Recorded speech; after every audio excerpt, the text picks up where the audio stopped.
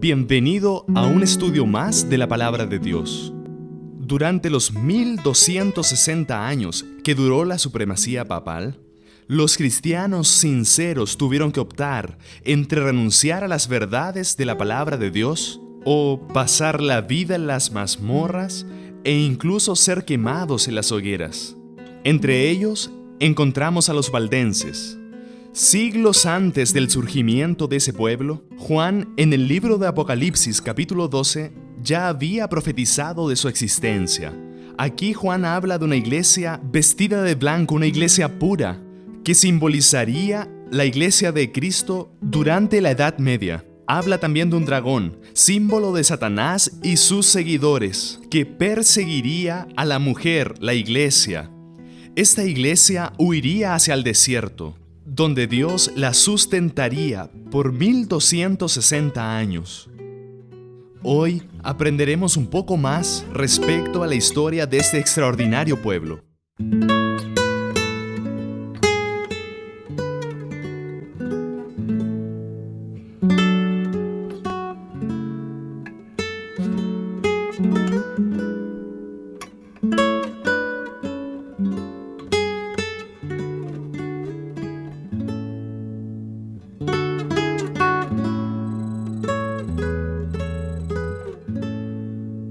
Al intentar imponer la religión y sus prácticas, la Iglesia romana encontró mayor oposición en sus propias tierras, donde había afirmado su poderío, aquí en Italia. El pueblo valdense, durante un periodo de más o menos 1000 años, estuvo resistiendo la influencia romana y creyendo en la verdad eterna de la palabra de Dios. En escuelas como estas, desde niños ellos eran enseñados a aprender de la palabra de Dios y a vivir de acuerdo con sus reglas. Un pueblo simple, humilde, que creía en Dios y en su palabra y buscaban servirlo de todo corazón.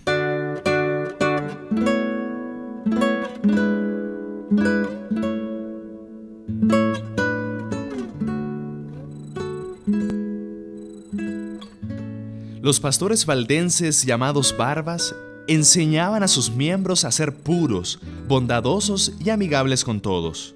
Mantenían el amor de Dios en el corazón y deseaban compartir con otros las bendiciones que fluían.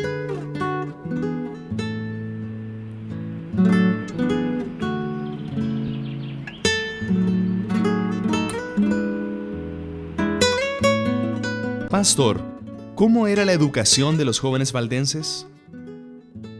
La educación o formación de los predicadores, porque esta era una escuela de predicadores valdenses, era muy interesante.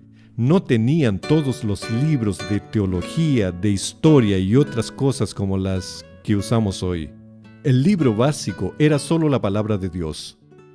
Y ellos, en este caso, venían aquí por 4 inviernos y se quedaban aquí en este lugar sin salir, estudiando la palabra de Dios y preparándose para predicar el Evangelio en otros lugares. Transcurridos estos 4 inviernos, permanecían por 1 año en un lugar distante consagrándose para asumir el perfil de un verdadero ministro o predicador. Entonces era ordenado y enviado a los lugares más difíciles para predicar el Evangelio, y su trabajo como predicador era vitalicio. Él continuaba predicando la fe valdense hasta que sus energías se agotaran por la edad o enfermedad o hasta ser martirizado. Pero para ellos, este era un trabajo vitalicio, y mientras tuvieran energía, ellos continuaban predicando la palabra de Dios.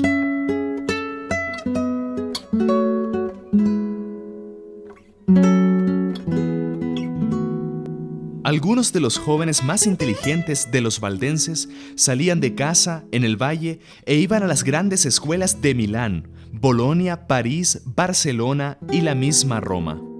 Se mezclaban en estas universidades con otros estudiantes, conversando con ellos y haciendo preguntas. De esta forma, llevaban a muchos de ellos a aceptar las enseñanzas de la palabra de Dios. Cuando la Iglesia romana se dio cuenta del progreso evangelístico de los valdenses, ordenó que todos ellos fueran presos y muertos donde quiera que estuvieran. Así, por detrás de las elevadas montañas, en todos los tiempos refugio de los perseguidos y oprimidos, los valdenses encontraron dónde esconderse. Allí se conservó la luz de la verdad para brillar entre las tinieblas de la Edad Media. Allí, durante 1000 años, testigos de la verdad mantuvieron la antigua fe. Y en un periodo de tanta persecución, siendo ellos mismos perseguidos, ¿cómo lo hacían para llevar ese evangelio a las personas que no lo conocían? Bien, entre ellos surgió aquella expresión adventista tan conocida, o sea, colportor, o colportores también, que era el individuo que llevaba consigo un pequeño morral o bolso o maleta. Ellos vendían varios objetos, tapicería y otras cosas más, y junto a ello tenían porciones de la palabra de Dios. Y cuando encontraban a alguien interesado en la Biblia, o sea, un potencial candidato, además de lo que ellos tenían para vender, también ofrecían aquella porción de la palabra de Dios, y de esa manera lograban conversos, porque en aquella época no había libertad religiosa, entonces el trabajo se hacía a escondidas, pero ellos corrían el riesgo, aunque no resultara y tal vez los acusaran como conspiradores heréticos.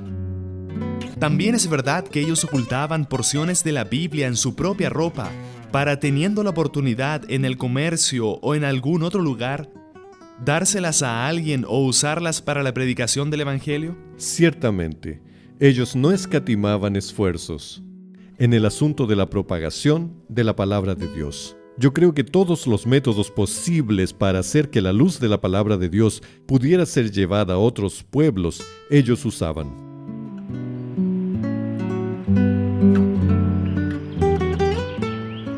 Los misioneros valdenses estaban invadiendo el reino de Satanás. Los jefes papales vieron un gran peligro para su causa en el trabajo de esos humildes itinerantes.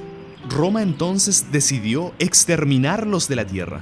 En 1177, el Papa Alejandro III promulgó una bula contra los valdenses. Esta bula convocó a todos los miembros de la Iglesia romana a unirse a la cruzada contra los así llamados herejes. Como incentivo para esta cruel obra, la Iglesia absolvería todas las penas y castigos eclesiásticos, liberaba de cualquier juramento realizado, legitimaba el derecho de cualquier propiedad que pudiera haber sido adquirida de manera ilegal y prometía la remisión de los pecados a los que mataran a alguno de los herejes. Entonces comenzaron las cruzadas más terribles contra el pueblo de Dios en sus hogares montañosos. Varias veces sus plantaciones fueron destruidas, sus habitaciones y capillas incendiadas. Pero a pesar de la carnicería a la que fueron sujetos, continuaban enviando a sus misioneros a esparcir la verdad preciosa.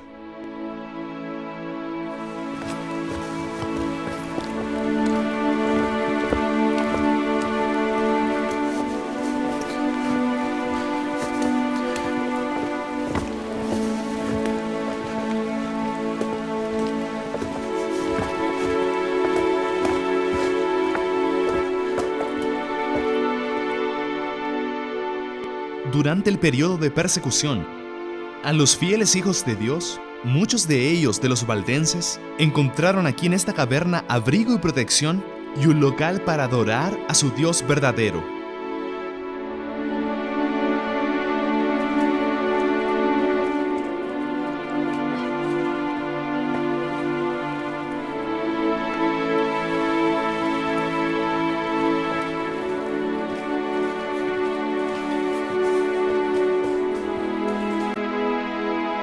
¿Qué ocurría de hecho en este lugar? Este era un templo, un escondite entre las montañas. Estas rocas cumplieron básicamente la profecía que decía que la iglesia debería huir y esconderse aquí. Los valdenses encontraron un lugar donde podían por lo menos adorar a Dios en un periodo en que no había tolerancia religiosa. Uno de los incidentes más trágicos de la historia valdense fue cuando los inquisidores vinieron a este lugar y con un gran deseo de exterminar a los valdenses, cerraron la entrada de esta gruta de forma que ellos no pudieran salir. Entonces después pusieron fuego en antorchas y otros objetos y los lanzaron por esta abertura hacia abajo. Y todos los valdenses que estaban refugiados aquí murieron asfixiados.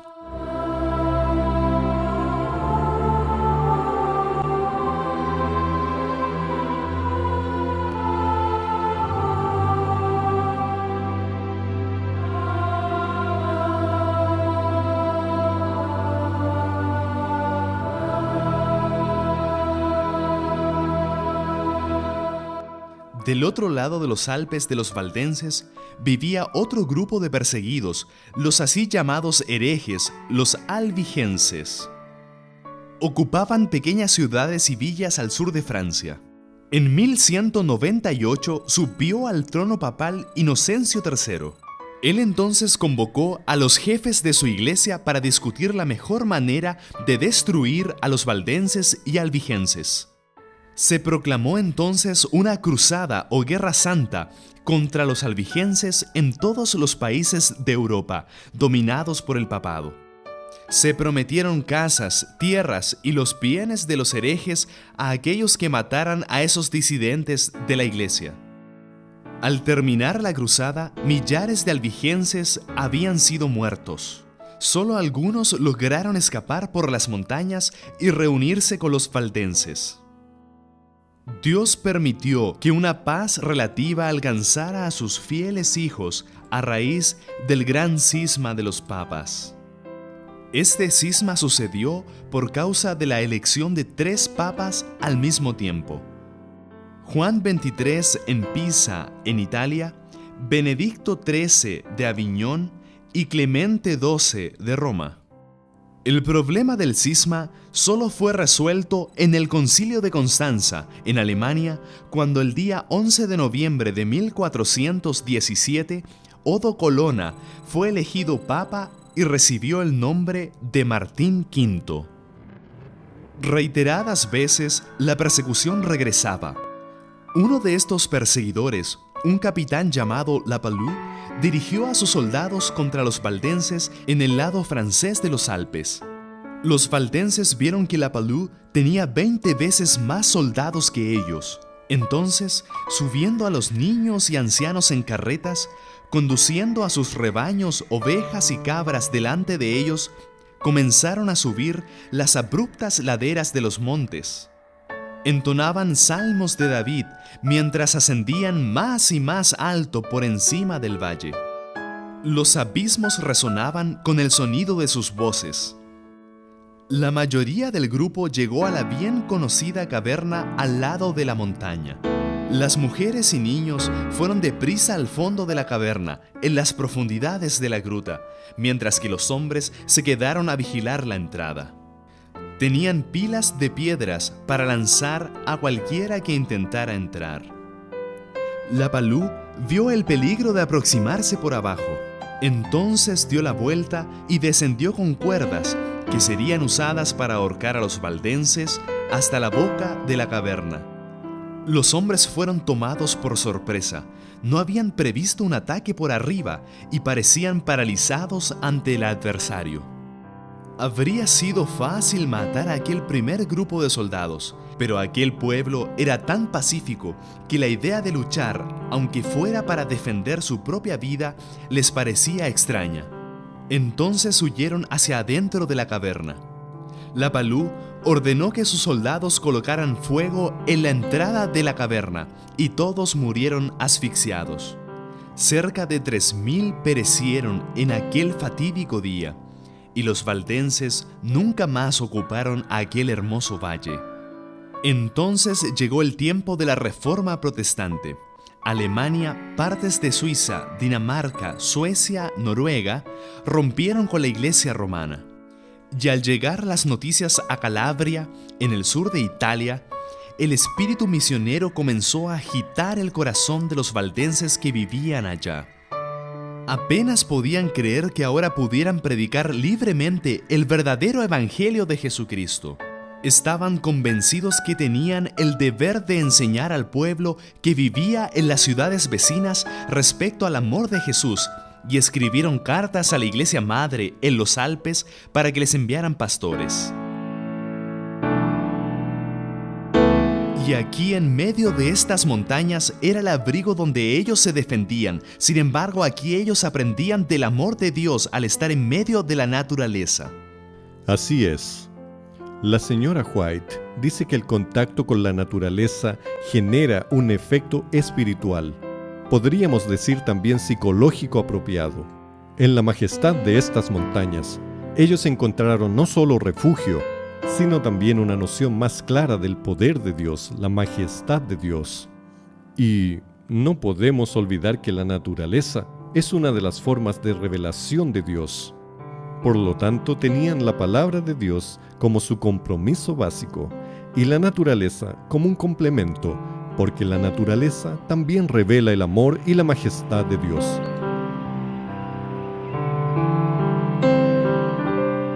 Entre los pueblos de Europa, los valdenses fueron los primeros en tener una versión de la Biblia en lengua materna. Pastor Tim, ¿cuán importante era la Biblia para los valdenses? La Biblia era la razón de la existencia del pueblo valdense. Sin la Biblia, ellos no habrían existido. En realidad, ellos rompieron con la tradición católica, la tradición de la Iglesia, de los concilios y de la autoridad papal, para permitir que Dios les hablara de una forma bien clara a través de su palabra. Este libro de aquí, sobre esta mesa, donde muchos valdenses estudiaron la palabra de Dios, es un símbolo de ese compromiso que ellos tenían con la palabra de Dios. En realidad, los jóvenes valdenses y, obviamente, también los de mayor edad, ellos eran animados a no solo estudiar la palabra de Dios, sino a memorizar grandes porciones.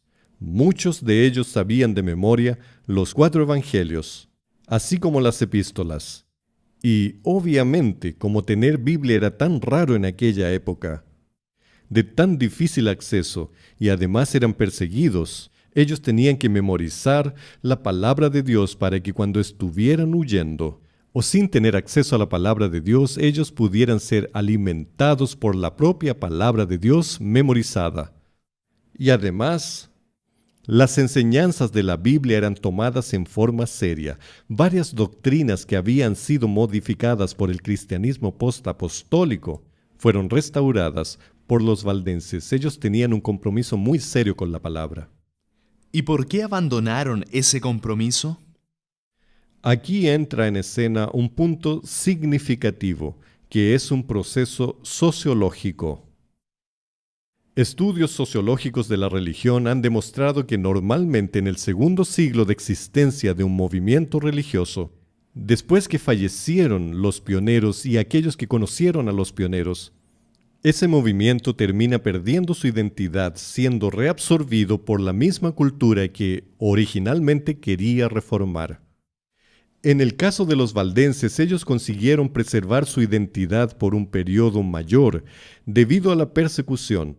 La propia persecución que los ponía en dificultades hacía que ellos mantuvieran encendida la antorcha de su compromiso con la verdad.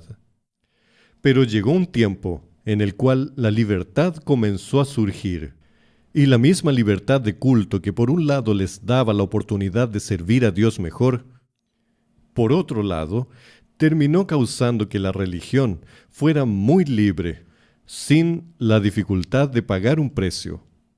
Y en el año 1532, los valdenses adhirieron oficialmente a la Reforma protestante. Y junto con la propia Reforma, ellos también fueron entrando en un proceso que se denomina culturización, o sea, reabsorbidos por la cultura o entonces presos a la tradición religiosa de los tiempos. ¿Y qué podemos hacer nosotros para no incurrir en el mismo error que ellos? Yo creo que este lugar donde estamos, o sea, aquí en el colegio de Barba, que era una de las varias escuelas valdenses de aquí, es el símbolo de un lugar donde este ambiente y esta mesa eran utilizadas para estudiar la palabra de Dios. Pero hoy no vemos a nadie más estudiando aquí. Estas no son sino ruinas, es un monumento. El gran riesgo que corremos como iglesia es pasar por este ciclo de ánimo y entusiasmo de un movimiento para después irnos institucionalizando y finalmente acabar cayendo en una tradición y secularizarnos. Entonces entramos en aquello que se llama la iglesia de los monumentos, donde la historia es importante, pero ya no hay más vigor espiritual. No podemos, bajo ninguna hipótesis, permitir que eso ocurra con nosotros como iglesia y como pueblo del advenimiento, donde finalmente nuestros seminarios teológicos, nuestras iglesias, no sean simplemente museos que cuenten una bella y brillante historia del pasado, pero que no tiene vitalidad presente. Tenemos que evitar la pérdida de identidad, y eso solo puede suceder con una cosa: si nos mantenemos en constante apego a la palabra de Dios, buscando nueva luz y sin contentarnos con la luz que ya tenemos que buscar nueva luz. Y un segundo punto es mantener el énfasis, el vigor evangelístico, o sea, predicar. Nuestra misión no ha terminado en el mundo y ni comprendemos completamente la palabra de Dios. Por lo tanto, siempre debemos buscar nueva luz de la palabra de Dios y proclamarla a los confines de la tierra,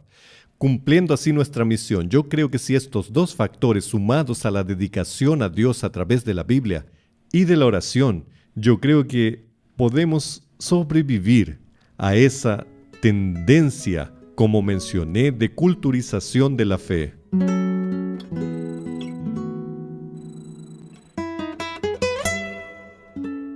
¿Qué nos puede decir sobre los valdenses de hoy? Creo que son un pueblo con una rica historia, una maravillosa tradición, pero que hoy perdieron el entusiasmo. Son personas que viven de glorias pasadas. Hay aquí algunas iglesias todavía, en el propio Valle del Piamonte. Y también existen algunos que migraron a otros lugares. Por ejemplo, cerca de Montevideo, en Uruguay, existe la llamada Colonia Valdense, e inclusive algunas familias como Cairus, Plenk, son de origen valdense y hoy son adventistas. Pero ellos abandonaron muchas de aquellas verdades. Por ejemplo, el sábado, que una vez fue observado al menos entre algunas de esas comunidades valdenses, no vamos a decir en todas, pero en algunas, fue totalmente abandonado. Ellos asumieron más o menos el mismo perfil de otras tradiciones protestantes que perdieron su identidad.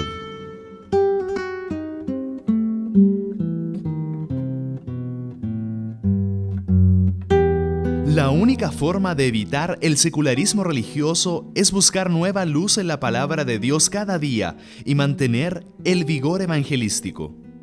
El primer impulso de un corazón regenerado es llevar a otros al Salvador.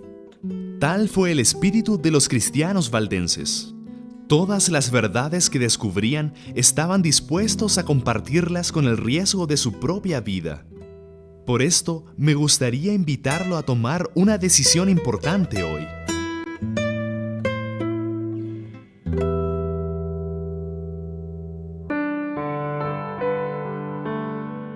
Mi decisión es, después de conocer el extraordinario ejemplo del pueblo valdense, que por amor a Dios y a su palabra estuvieron dispuestos a perder todo para ganar a Cristo, deseo, por la gracia de Dios, ser fiel en todas las circunstancias y compartir la verdad con aquellos que aún no la conocen.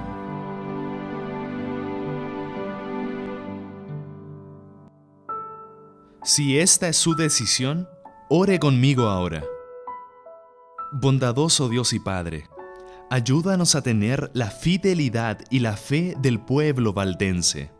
Ayúdanos incluso en tiempo de pruebas a permanecer del lado de la verdad y así cumplir tu voluntad. Cuida de todos nosotros y que tu bendición repose sobre nuestra vida. Lo pedimos en nombre de Jesús. Amén. Como vimos hoy, los valdenses testificaron de la palabra de Dios aún siglos antes del nacimiento de Lutero. Plantaron la semilla de la Reforma que se inició en el tiempo de Wycliffe, creció amplia y profundamente en los días de Lutero y debe ser llevada adelante hasta el fin del tiempo, por aquellos que están dispuestos a sufrir todas las cosas por la palabra de Dios y por el testimonio de Jesucristo. En nuestro próximo encuentro, vamos a conocer la historia de uno de los héroes de la fe, Juan Wycliffe, la estrella de la mañana de la Reforma. Hasta entonces, que Dios lo bendiga.